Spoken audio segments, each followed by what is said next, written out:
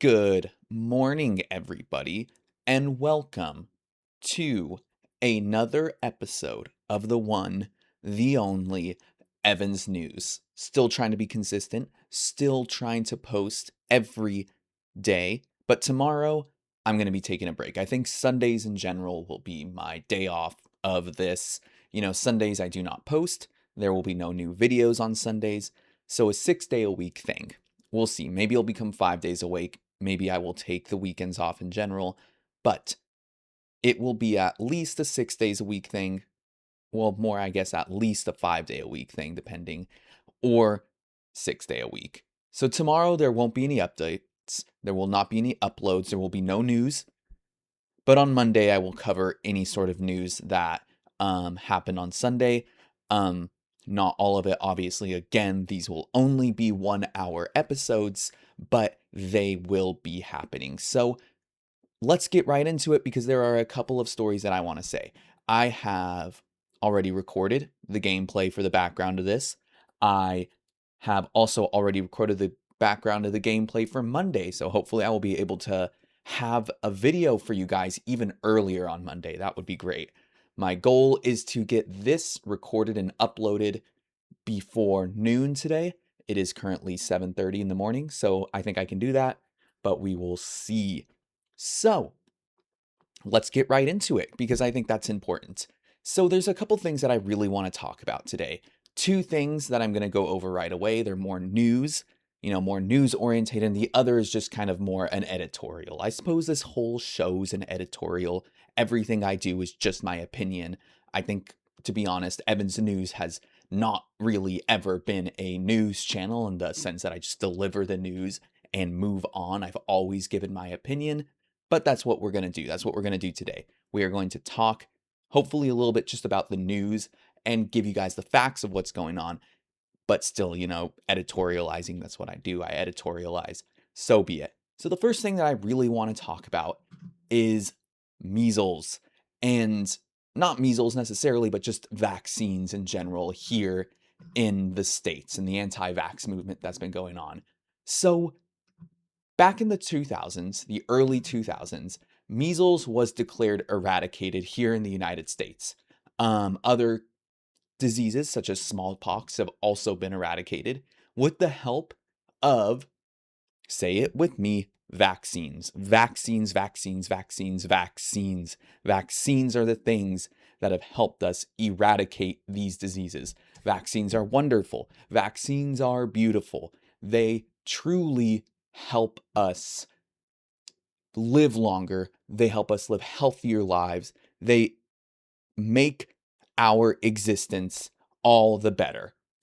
But recently, there has been a growing anti-vax movement here in the United States. We've been seeing it. We saw it with COVID, especially. We all remember how so many people did not want to get their COVID vaccine because they didn't trust the vaccine, because they, for whatever reason, did not want it. But even before that, even before the whole COVID anti-vax movement that really brought it into the forefront, anti-vaxxers have been around for a long time, spreading misinformation about vaccines, refusing to get their kids vaccinated, all this whole jazz. Now, here in the United States, you need vaccines to go to school. You need vaccines to go into these public areas. This has been a thing that has been law for a long time.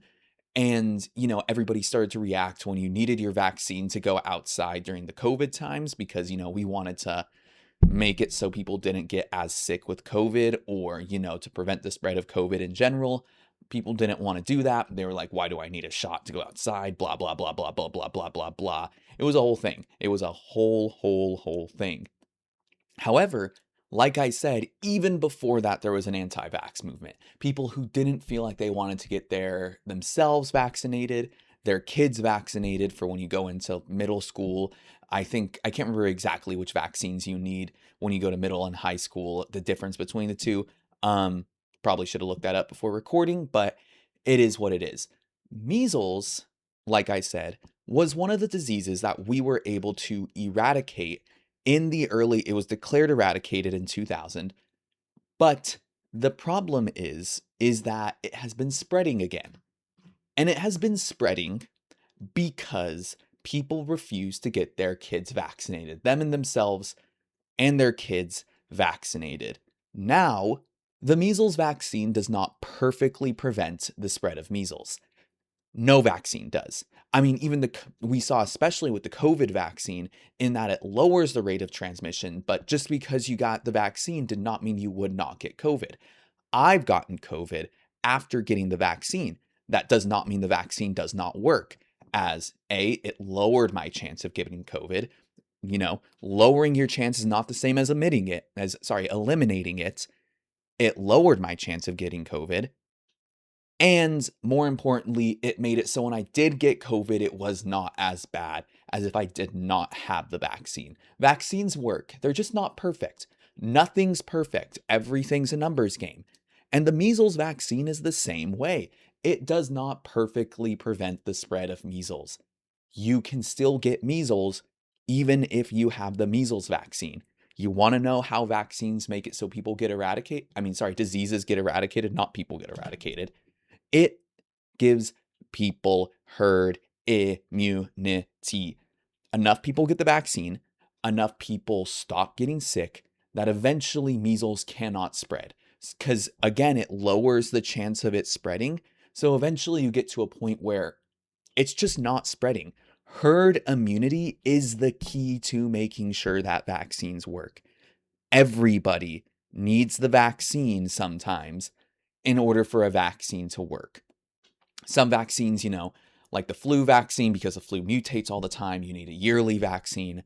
But something like measles, enough people get vaccinated, measles is eradicated, or at least it's just there's not enough cases of measles to really pay attention to. That's been changing, again, because of a growing anti-vax movement. People not wanting to get their vaccine is making measles spread. It's making measles spread more to the point where there have been, I want to make this clear, over 900 cases in the US, with currently over 600 active cases at the moment in South Carolina alone. That's right, 600 in South Carolina alone. Measles is going to spread in certain areas more. Hate to say it, but Republican areas more, because that's where more anti-vaxxers are, simply put. And now what we are seeing is measles spread more measles cases, to the point where in other countries like the United Kingdom is no longer measles free. And let me tell you, the United States is coming next. The United States will be next, where we are no longer measles free. We have outbreaks of measles because people don't get vaccinated. Simply put, because people do not get vaccinated. And this really irks me. And I think this is a particularly American problem, or where countries that, they really emphasize negative freedom. Negative freedom, for those who do not know, is the freedom to do something, right? The freedom to you have freedom from people stopping you from doing something, right? Like, you have the freedom to not get vaccinated. You have that choice, for instance. You have the freedom to say what you want, freedom of speech. That is a negative freedom. I want to make it clear, I am not against negative freedoms. I know it's called negative, implying like bad, but negative freedom, I think, is good. I think people should have the right to do things that they want to do, as long as it does not negatively affect other people. Emphasis on the negatively affect other people. You want to know one thing that absolutely negatively affects other people? Not getting vaccinated and getting them sick. One thing is that some people, simply put, cannot get the vaccine. There are underlying health conditions that make it so that they cannot get the vaccine. And yet, because some people who can get the vaccine choose not to get the vaccine, they get sick completely outside of their own control. All because some people were like, I don't want to get the vaccine because I'm not comfortable with it. I just don't believe in vaccines, those people that are anti-science or whatever. So they don't get the vaccine, and then other people get sick that did not have a choice to get the vaccine because they couldn't. They had underlying health conditions. That is, I think, a violation of other people's rights. Simply put, because one of the things about like that libertarian negative freedom value, libertarians love their negative freedom. And I'm not saying that everyone who's anti vax is a libertarian, most are not, but kind of this libertarian, negative freedom type ideology, the freedom to do what you want, essentially. This idea that I should be able to choose whether or not I get a vaccine. The issue with that is that your choice to not get a vaccine harms other people. And this is something that just irks the hell out of me because a lot of the people who preach this like freedom to do what you want will not want to get a vaccine or not think that there should be vaccine mandates and all that because they think you should be able to choose whether or not you get a vaccine. Now, I want to make it clear, I do understand people being wary of new vaccines, new technology. You are essentially putting something in your body that you don't have a full understanding of. I want to make it clear, I understand the weariness. I really, really do. That being said, as long as we have, institutions that can really check on the safety of a vaccine. That's why funding for the FDA, funding for all these institutions is so, so, so important. As long as it's gone through all the processes, right? As long as it's been proven safe through clinical trials, I'm okay with these vaccines being mandated because I think that people should have to get a vaccine if it means less people get sick and die because it is not fair that because you do not want to get a vaccine, other people need to get sick and other people need to die because you don't want to get a vaccine, because you do not want to, because you listen to some weird conspiracy theory on the internet. Now somebody's going to get measles, some kid's going to get measles, all because you did not want to vaccinate your child. Because this is usually where measles spreads in schools and stuff. Yeah. And that's what's been going on. The United States has a lot of measles cases, a disease which was supposed to be eradicated and would have stayed eradicated if people just got the vaccine. This is why I am extremely, extremely pro vaccine mandate. I think you should have to get vaccinated. I think it should be covered by the government. First off, you should not have to pay for your vaccines. The mandate that COVID vaccines and everything, I think it did expire though, needs to be covered by insurance. Was it good? Was good. It should have to be covered by insurance. I would have preferred, obviously, that the government just continue to pay for those COVID vaccines. In my perfect world, everybody would have to get vaccinated. That's right, some guy's going to come over to your house and he's going to have all the vaccines and you're just going to have to get vaccinated is what it is. That is just the way it goes. The secret vaccine police, as they say. It is important to me that everybody gets vaccinated, and they have to get vaccinated to participate in society. Because for schools, it makes sense. You don't want these diseases spreading across all these, just spreading across, kids that are close together. They're close together. So you want to make sure that they are vaccinated against certain diseases. So certain diseases do not spread like wildfire, which can happen, as you know. You see stuff like lice spreading through schools, spreading other so many diseases spread so quickly in schools. So it's important to have vaccines against certain diseases so really bad diseases don't just spread like wildfire. Vaccines really help that. And this is a reason why I think everyone should be mandated. We accept it in schools. We should accept it in broader society as well. We have the ability to make sure that people either don't get sick or get less sick. And we choose not to do that. And that is wild to me. That's really wild to me.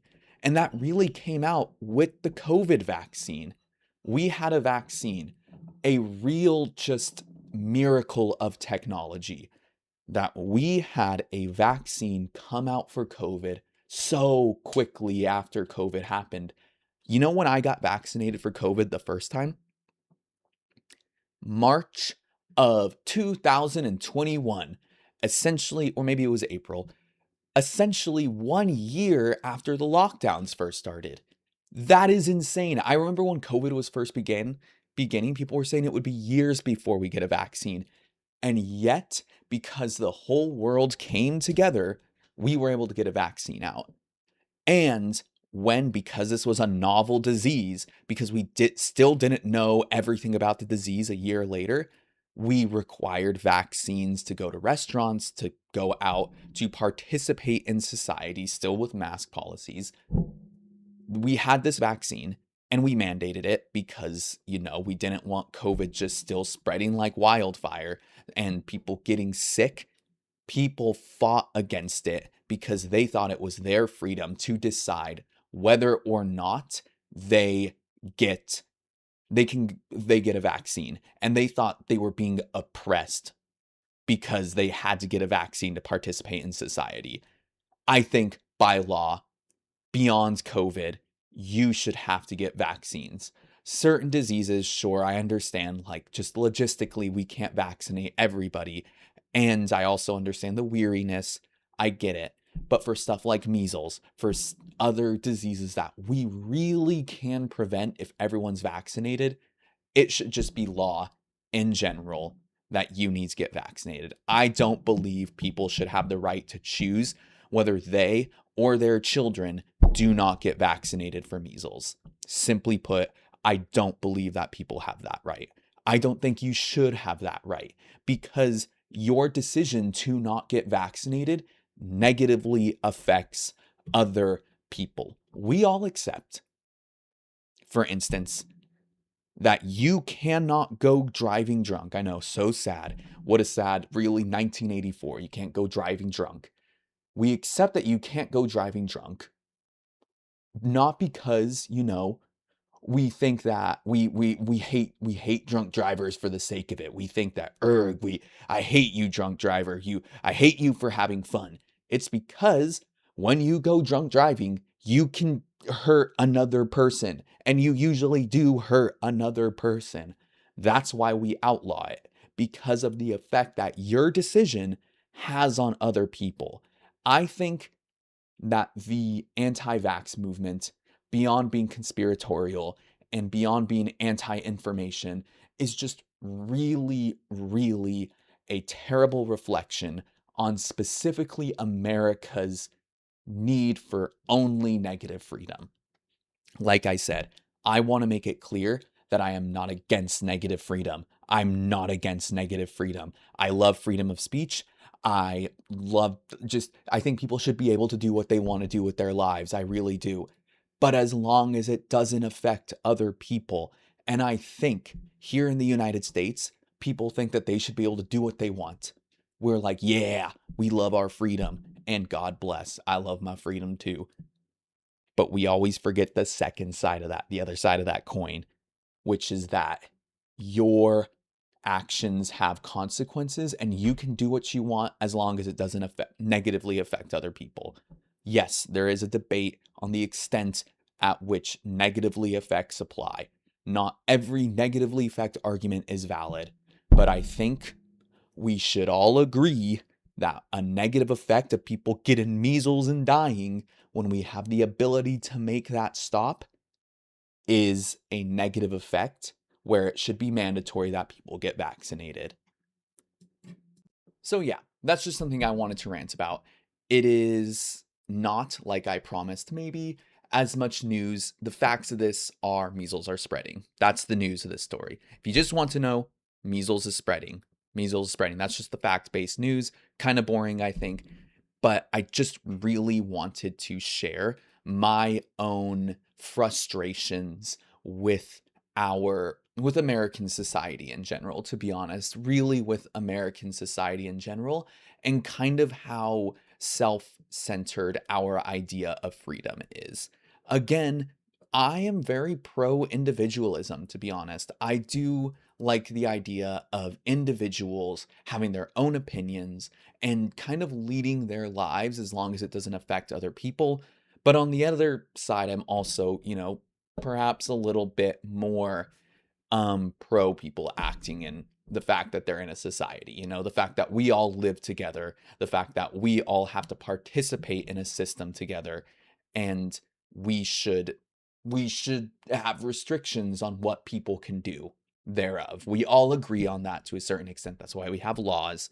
But it just irks me every time I see these vaccine things going out, because it's preventable. These deaths are absolutely preventable. And I think it's just a reflection of a particularly American problem of us just being very selfish. We are a very selfish people, us Americans.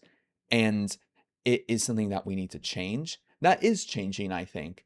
But this whole ideology that, vaccine mandates should not be allowed, and that I should be able to choose whether or not I or my child are vaccinated because I watched this one thing that told me that vaccines are bad, frustrates the hell out of me. So I just wanted to have that short editorial. Short, I ranted for 20 minutes, a third of our time. So we're kind of on track. We are on track for this episode if I can keep these editorials around 20 minutes. So that's all I got to say on that. So let's move on. So let's shift our focus back over to Minneapolis. Yesterday we talked about that ICE is beginning to wane down. They're starting to pull more agents out of Minneapolis. There, to put it frank, occupation of Minneapolis is beginning to come to an end. So last month, this was just about a week after Renee Good was shot and killed in Minneapolis by an ICE agent. Another man, Julio Cesar Sosa Celes, was shot in the leg during what ICE was talking about was a traffic stop where he had attacked ICE agents. ICE agents said they had shot him in self-defense out of fear for their lives. As we know, that's what ICE agents say all the time, and they're lying all the time, obviously. With Renee Good, it was clearly not self-defense. She was not trying to run over an agent, and still the agent shot at her.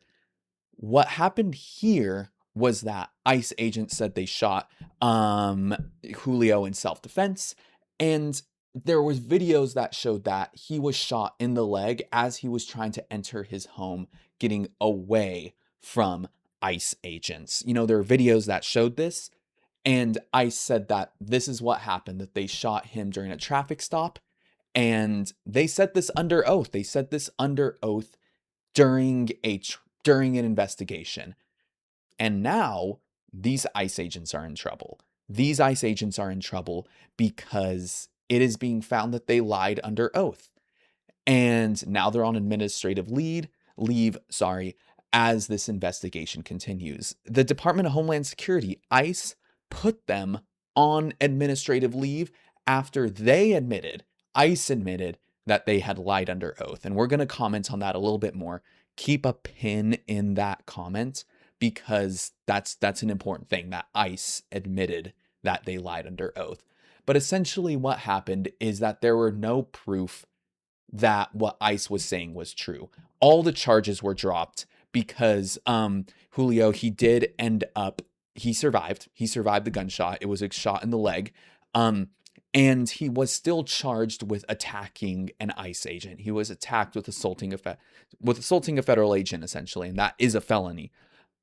The charges were all dropped because there was no evidence that he did what he did. And there was no proof that he was even in the car. There was no proof that he was even in the car that ICE had stopped.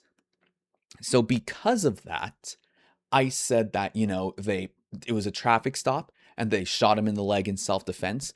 Both of those claims have been proven not true, and now those ICE agents are essentially, they were found that they lied under oath. And lying under oath is, of course, illegal. And I think that it's important that ICE specifically has admitted that they lied under oath. That is really important to me, because I think what that shows is that ICE is starting to have to take into account public opinion. And that's not something that they were worried about before. This whole occupation that happened of Minneapolis was deeply unpopular from the beginning. And like we talked about yesterday, it was essentially a test to see if society would accept the kind of state violence that they were trying to perpetuate. Again, accept doesn't mean that they like, just means that they would eventually not do anything about it and see it as a part of everyday life in the way that we see a lot of state violence as a part of everyday life. So this is what happens. ICE is admitting that they lied under oath, that their own agents lied under oath. And this is a big change because ICE has been so behind its ICE has been so behind its officers in these past few months that they defended every single time. With the last two murders that happened in sorry, I almost said Venezuela, in Minneapolis, the Trump administration themselves came out in defense of those officers, that they pushed the narrative that they didn't do anything wrong. And now it's been proven, by the way, that they lied under oath. Their hands are tied to a certain extent. But I mean, even with the videos that were released in the past, their hands should have been tied. But now they are actually saying that their agents lied under oath and put their agents on administrative leave. We will see what happens. We will see if these agents face any legal consequences for what they did. To be honest, I don't think they will, but we will see what happens. Here's hoping. I'm keeping my fingers crossed that they do indeed face legal consequences for what they did. But we're going to see. We are going to see what happens.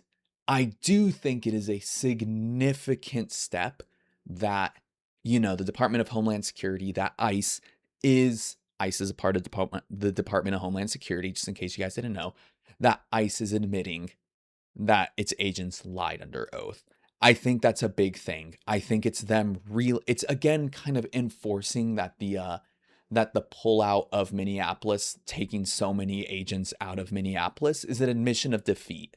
I think they are somewhat admitting defeat, that they can't just use ICE as their occupation force. Trump tried it with the National Guard. He failed. Kind of one big reason being, of course, that the National Guard cannot actually arrest people. The National Guard cannot go in and start arresting people. But also, that simply put, what ICE is doing is very unpopular, and everyone keeps fighting against it. Massive protests keep going all across the country. ICE's ability to enforce what they're trying to do is being stifled by everyday people following them around, reporting where they're going to be. Their job is being made more difficult by all that. And I think ICE is starting to realize that they just cannot do whatever they can do. I do think that even though this country is falling apart, that there is a light at the end of the tunnel. It shows that the worst aspects of fascism, the worst aspects of authoritarianism are being at least somewhat kind of dampered. They are being dampered a little bit. And I do think that that's a good thing. I think that there's hope in that people can continue to fight against what is going on and continue to make real change, continue to make it so that this stuff does not happen as much in the future. People are being held to account. We're going to see how held to accountable they are. The held into account in question is that they are on administrative leave, which, either might mean that they just have to go a few weeks on administrative leave and then might get their job back. Maybe they'll end up being arrested. I don't think they will. I don't think there's going to be a lot of very significant kind of legal repercussions that people really want to see for this, which is tragic. But the fact that, ICE and DHS are admitting that they lied, I think is at least a significant step.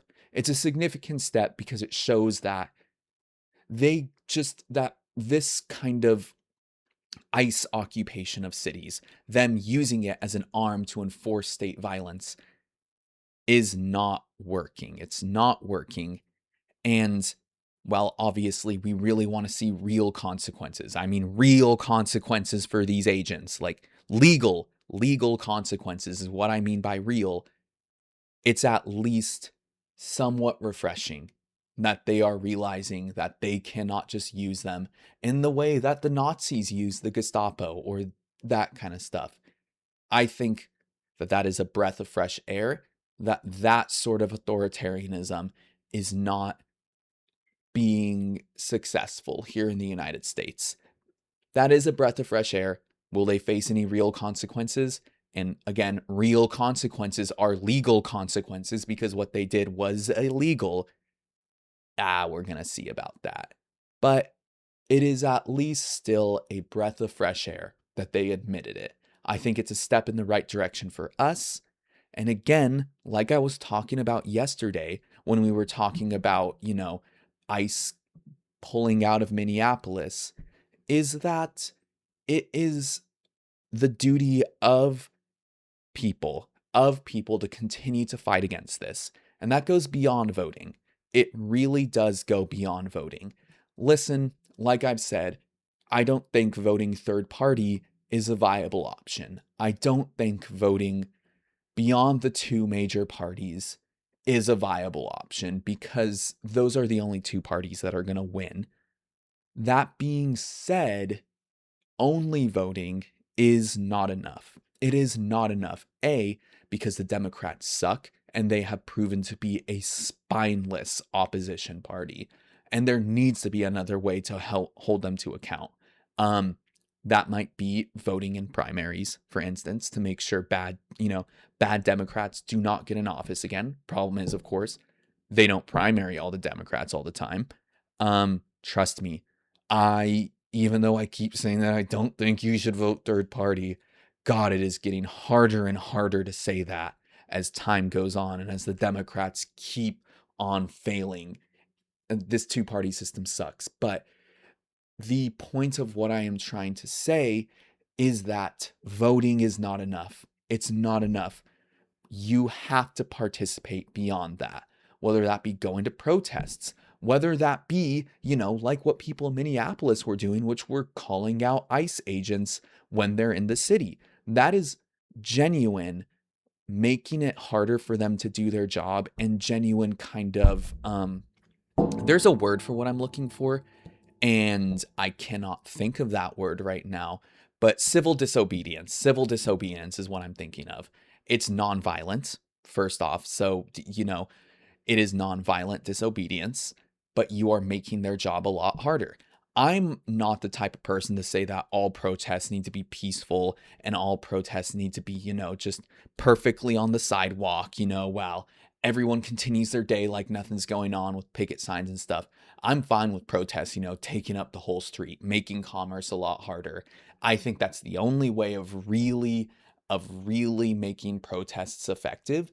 And the way that people are doing by tracking ICE agents and, bringing people food and all this kind of stuff is nonviolent disobedience that is making it harder. It is kind of like protests that take up the whole street, that block highways and stuff. Those points are to make commerce harder so that, people have real negative consequences for not listening to what the protesters are saying. What people do by following ICE agents and by making their presence known and making their jobs harder is kind of what protesters who block streets, who make commerce harder, who boycott things are doing. They're making it so that it's harder to do their job and that they are less effective. And that's another reason why they're pulling out of Minneapolis and why if, ICE comes into your region, it is good that if you see it to post that you see ICE. That way people know. That way people know. So yes, remember everybody that just going out and voting is not enough. Um, Even like something as simple as posting is something. Just getting the word out there, going to protests, whatever it might be. Just voting is not enough though. Just voting is not enough. Really, to meet the moment, like Minneapolis did. Again, I'm really happy with and proud of what happened in Minneapolis. Things need to happen. People need to get out. People need to somewhat go out and do something. It's important. But yes, it's a good day today. DHS and ICE have admitted that their agents lied under oath, which was illegal from the beginning. The perfect world, and by perfect, I kind of mean bare minimum world, will be that these ICE agents face legal consequences. I don't believe that's going to happen. I really don't, if I'm being honest, which is very unfortunate.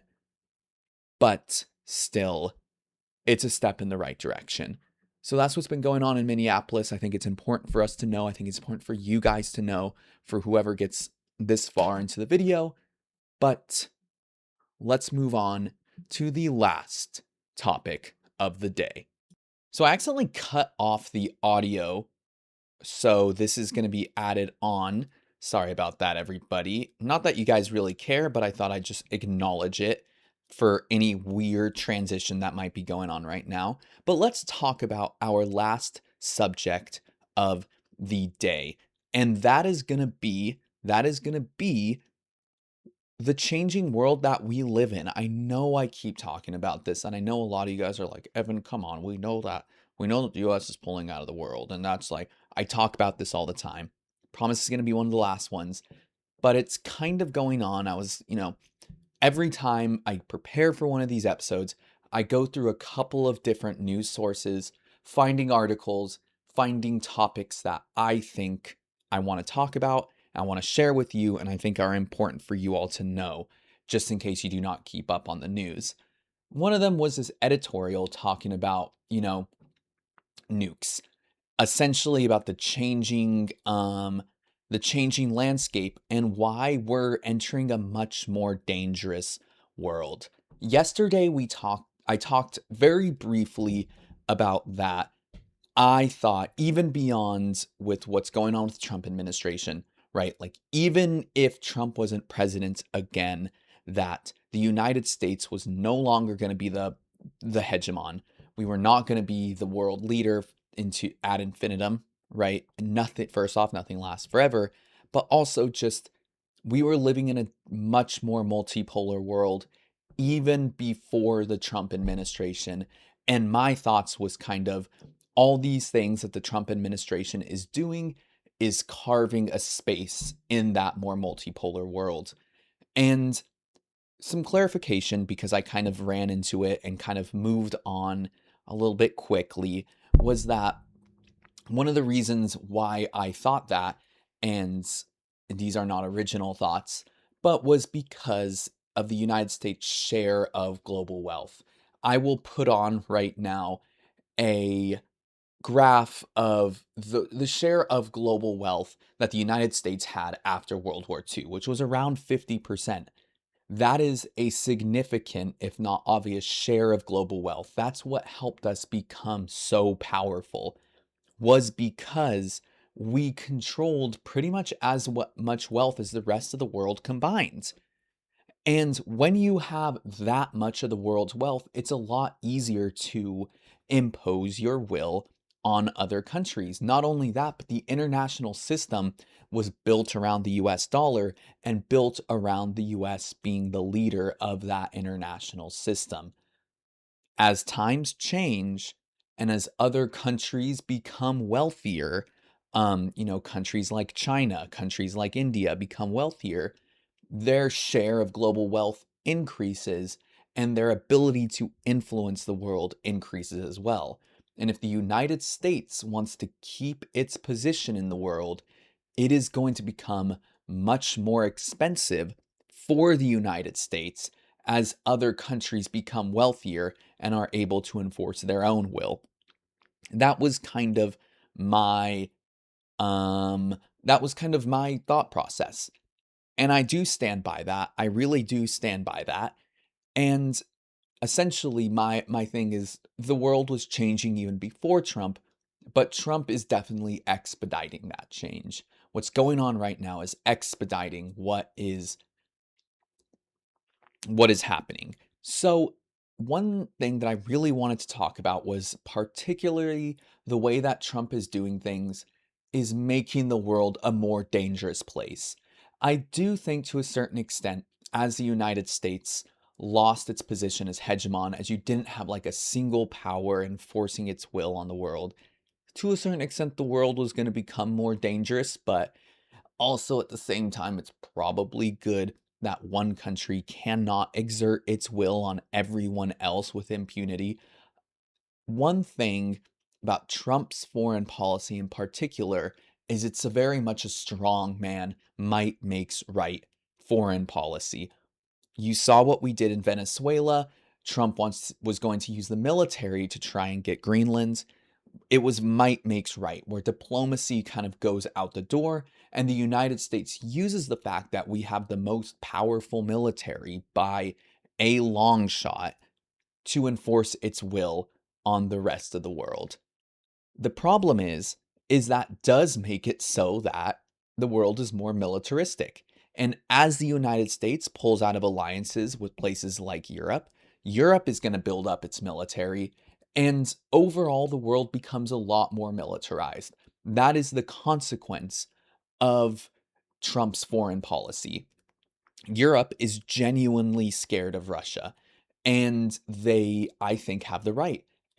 Russia invaded Ukraine, just straight up invaded it, to seize territory, and it has shown that it also wants to invade other countries as well. And Europe does see Russia as a threat to their security, and I do think that is valid. So, when Russia first invaded Ukraine, there was the coalition of the willing, they were all coming together to fight Russia, to well, not fight Russia, but to give their aid to Ukraine, to make it so that Ukraine can continue its fight against Russia.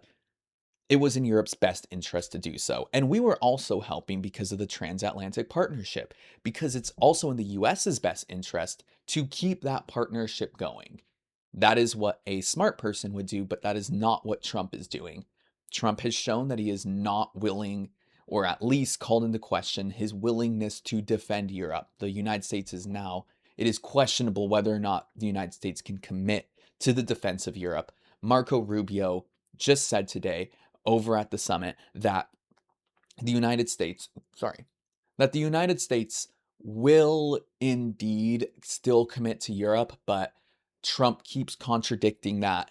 And even if what Rubio says, makes some leaders breathe a sigh of relief, I do still think Europe needs to be wary because everything Trump says, everything Trump does contradicts what Rubio says. So, what's the point of all this? One is that Europe needs to spend more on defense because they cannot rely on the United States as much. So they're going to build up their military more in order to fight against, well, not physically fight, but have a deterrence against, things like Russian aggression, which is a real problem. Again, they literally invaded Ukraine. Macron and France have talked about that Europe's need to rebuild and also talk about Europe's need for its own nuclear deterrent. Countries like France and the United Kingdom do have a couple hundred nukes between them, but the amount of nukes that a country like Russia has absolutely dwarfs even the combined nuclear arsenal of the rest of the European countries combined.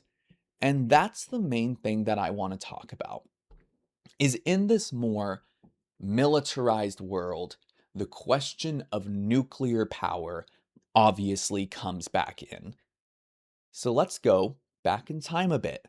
Back in time to the beginning of the Cold War, when nukes were a new thing and countries were kind of still grappling with their use.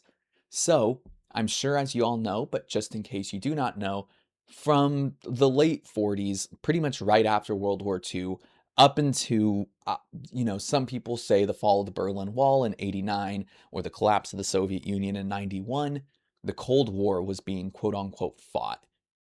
And one of the main things, especially in the beginning of that Cold War, was the nuclear arms race between the United States and the Soviet Union.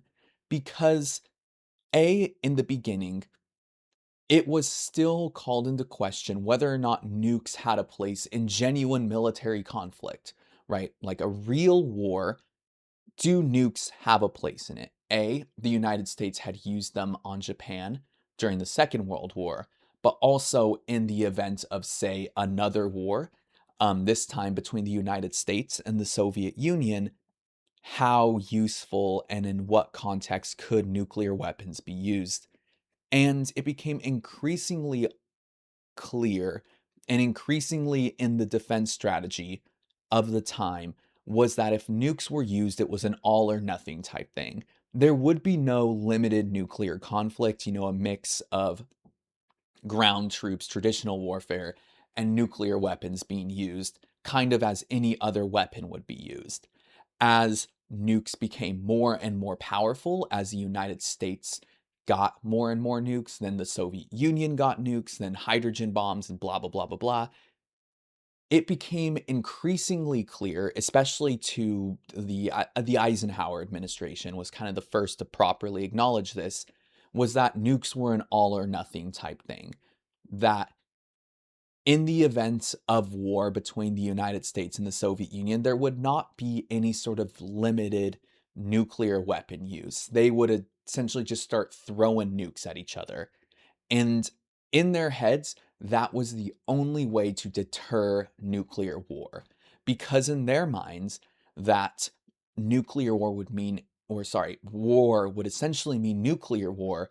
You wanted to have as much nuclear weapons to ensure the destruction of the people that you were fighting, and also that they would know that and therefore not attack you.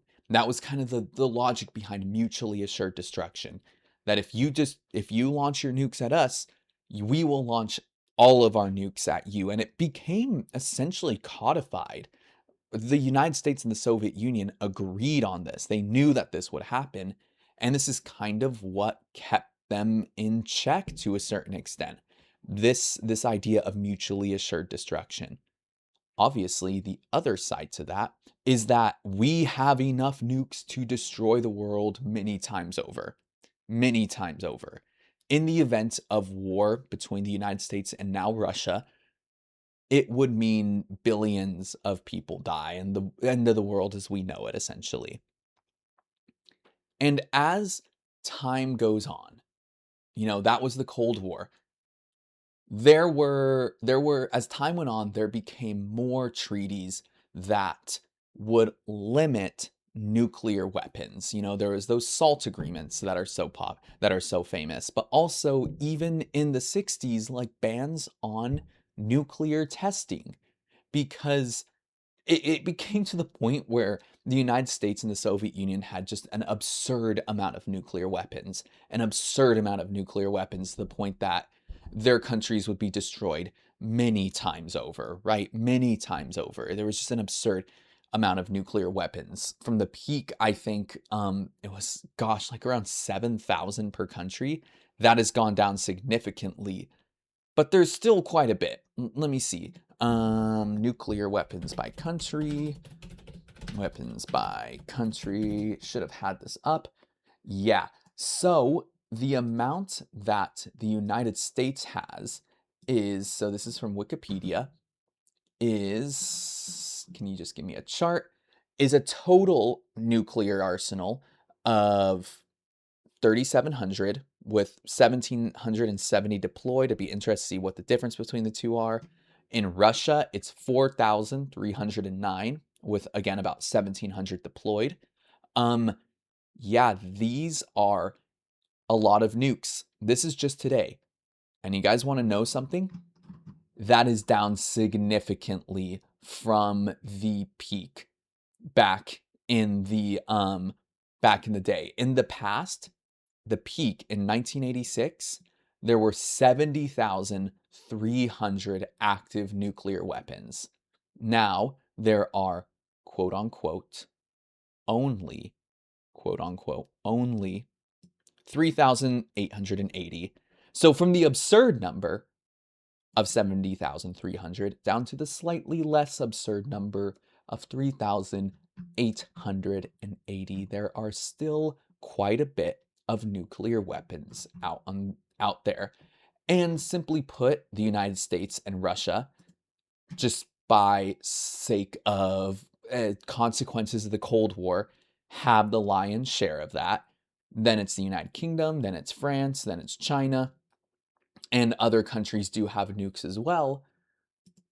But yeah, there's still a lot of nukes out there in the world. And in the past, there were treaties on whether, on basically, how many nukes the United States and the Soviet Union came together to essentially limit the amount of nuclear weapons that they could have.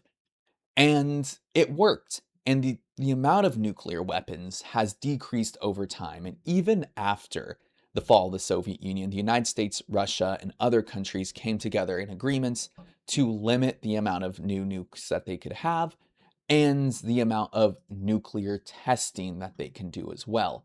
The thing is now, as the world is changing, and as the United States takes an increasingly aggressive foreign policy, nukes are back on the table. The question of nuclear weapons are back on the table. So there was an arms treaty, a arms limitation treaty between the US and Russia, which expired recently. And the Trump administration did essentially refuse to renew that treaty. One of the reasons is that Trump has come out and said that he does want the United States to have more nukes. He wants to look back at the United States nuclear arsenal and revamp it, essentially. A part of that is that a lot of our nukes are aging. So, because nukes are still seen as a deterrent from the perspective of the military, you do want your nukes to, not be so old. Also, it's not super safe to have old nukes lying around. So, what is going on is, as the United States changes its foreign policy, as the United States becomes a lot more aggressive, like I said, nukes are back on the table. And the reason for that is that nukes are a genuine deterrent to a certain extent, right? In my opinion, the world should not have nukes. I understand the arguments that nukes do help deter war, and I do think that's true to a certain extent. The problem is, in the event that they are used, the world ends. The world ends, and that is not a risk that I think is worth it. That being said, I do understand the logic of other countries wanting to have nukes, and especially in this world where the United States is pulling out of defense of Europe, where they're focusing in on their own sphere of influence, and their foreign policy is much more aggressive from other countries' standpoints, from Europe's standpoint, from a lot of other places. Nukes suddenly become a good way to deter aggression from other states, because nukes are essentially the one guarantee that you will not be invaded. One of the reasons why, the reason why, when Russia invaded Ukraine, that NATO and everyone did not declare war on Russia was because of Russian nukes. I mean, you've seen it. Russia's invasion of Ukraine has lasted for as long as World War II did. In World War II, the Soviet Union was able to come in and conquer Berlin, essentially. They were able to do that in World War II, between the time when they entered the war in 41 and when the war ended in 45. It is 2026. 2026. Russia invaded Ukraine in 2022. It has been a disaster for Russia. Russia's military is obviously much larger than Ukraine's, but they have proven unable to conquer a country that was on their border. That was on their border.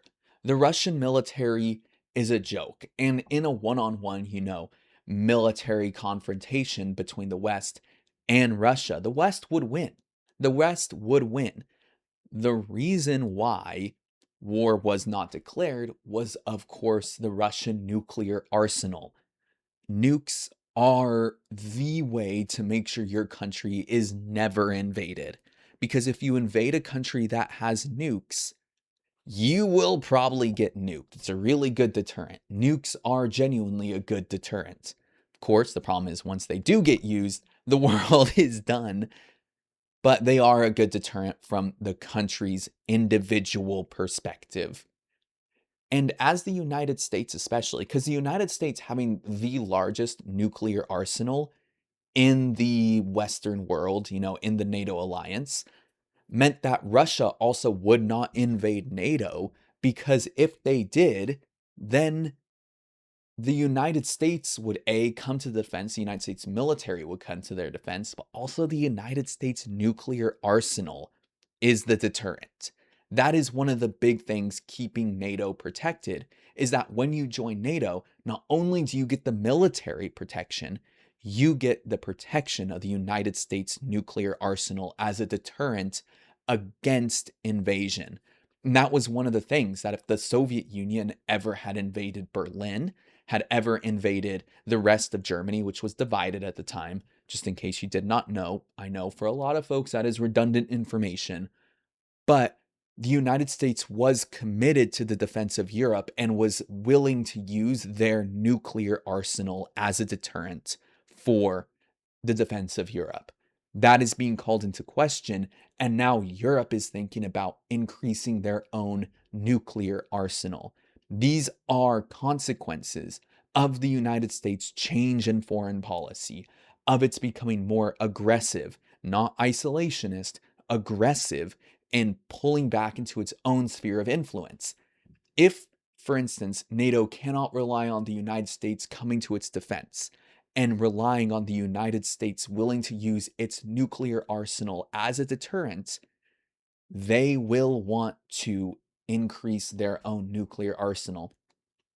You see this all throughout the world. Countries like North Korea wanted nukes because that meant that the West would not invade their country. You saw the West invading other countries or supporting coups in other countries. North Korea having nukes is a huge deterrent against that. Even if, for instance, their nukes could not reach the west coast of the United States, which I think they can now. If anybody knows for sure, please let me know in the comments below. The deterrence of nukes now makes that pretty much impossible. That's one of the reasons why Iran also wants nukes, because it's a deterrent against Western aggression.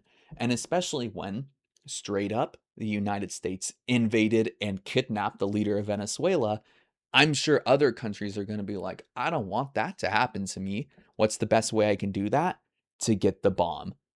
And in this more multipolar world where it is unsure on who's defending who, and as everybody kind of pulls back into their own sphere of influence, other countries are increasing their own nuclear arsenal. China, for instance, has about 600 nuclear weapons right now, but they are also increasing. They're expected to have over 1,000 nuclear weapons by 2030. That's still less than obviously the United States and Russia, but that's a significant nuclear arsenal, enough to end the world. And that's what's happening as a consequence of United States' aggressive foreign policy. To be fair, China, which has been a rising power for decades, was going to increase its nuclear arsenal no matter what. But the United States pulling back means that other countries will do so as well. Recently, the United States accused China of testing nuclear weapons, something that has been banned for a while. There is no evidence, according to the people that actually enforce this. You can see if a nuclear weapon has been tested by,